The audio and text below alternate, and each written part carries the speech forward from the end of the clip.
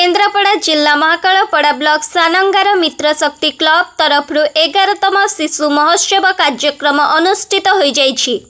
ग्रामवासी मिलित उद्यम आखपाख अंचलर विभिन्न विद्यालय पिलामानंकु एही कार्यक्रम रे विभिन्न प्रकार कला सांस्कृतिक प्रतिभा परिवेषणर आयोजन करथिले। कृति छात्र छात्री को अतिथि मानक द्वारा पुरस्कृत करा जाइथिला। केन्द्रापड़ारू कल्याणी पृष्टिंक रिपोर्ट वर्णना टीवी। कुमार सामल मित्र शक्ति क्लब उपसभापति।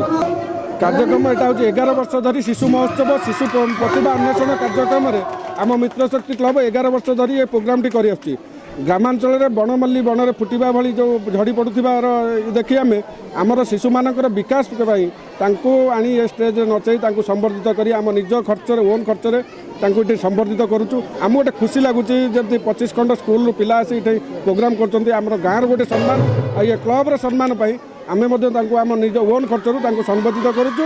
ये प्रोग्राम टी 2 दिन चलुला ए वर्ष आम कैंसल कर गोटे वर्ष चल गोटे दिन करुचु। बहुत खुशी लगुच पिला आनी प्रोग्राम करई घरे छाड़ी आम बहुत आनंद पाऊ। प्रज्ञा प्रियदर्शन जेना आज एटा शिशु दिवस नृत्य परिवेषण